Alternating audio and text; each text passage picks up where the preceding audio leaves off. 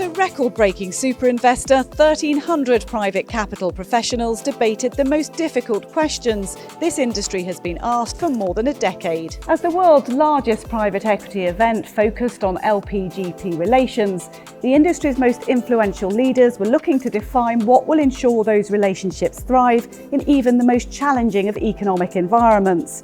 With more than 400 LPs and 600 GPs coming together in Amsterdam to discuss a wide range of topics from fundraising to co-investment, portfolio construction to energy transition, whilst looking for key strategies to ensure the very best returns.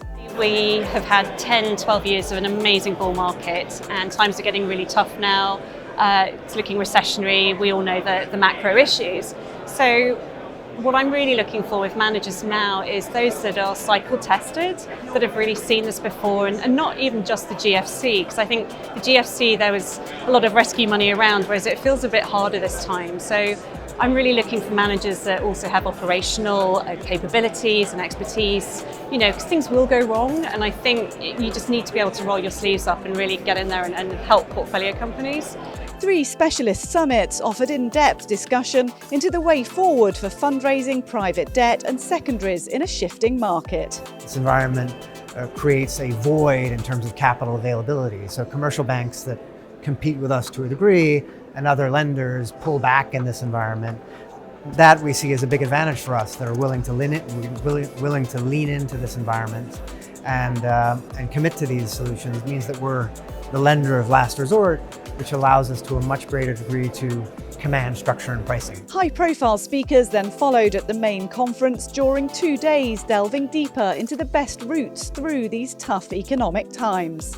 Some focused on the GP-LP dynamic, whilst others called for crucial support for portfolio companies. GPs who are open and transparent and really take on the partnership of GP-LP relations tend to drive better performance as well, because if they can be open and sharing with us in terms of co-investments, but also good reporting, good governance at the advisory boards, ESG, executing on all of those things, that tends to generate better relationships and better performance. I think the next 2-3 years are probably showing a shift of power from GPs to LPs, a bit more say on the fast and aggressive approaches on fundraisings, launch of new products, aggressive changes on management teams. So really trying to have a greater say that, in our view, will be quite fruitful for the performance in general in the space of private equity.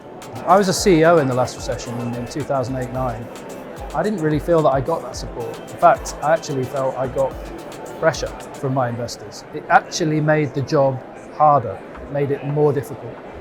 I'm hoping that the culture in our industry has changed somewhat in that 12, 15-year period. And what I'm looking for now is empathy. I'm looking for my colleagues in investment circles to get behind their management teams and their investments and support them through what I think are going to be some very difficult times. Throughout the event, ESG and specifically energy transition and security were at the heart of many conversations. We see a lot of opportunity around batteries and storage solutions. There's a lot of opportunity around electric vehicles and charging infrastructure. But given the war in Ukraine, we're also beginning to see a lot of opportunity in energy transition more broadly. For example, we did invest in a company in the summer of this year in the green ammonia space. So seeking out each and every opportunity will be key, with diversification and diversity more important than ever. The power of creating a diverse portfolio is that we have all ideas represented.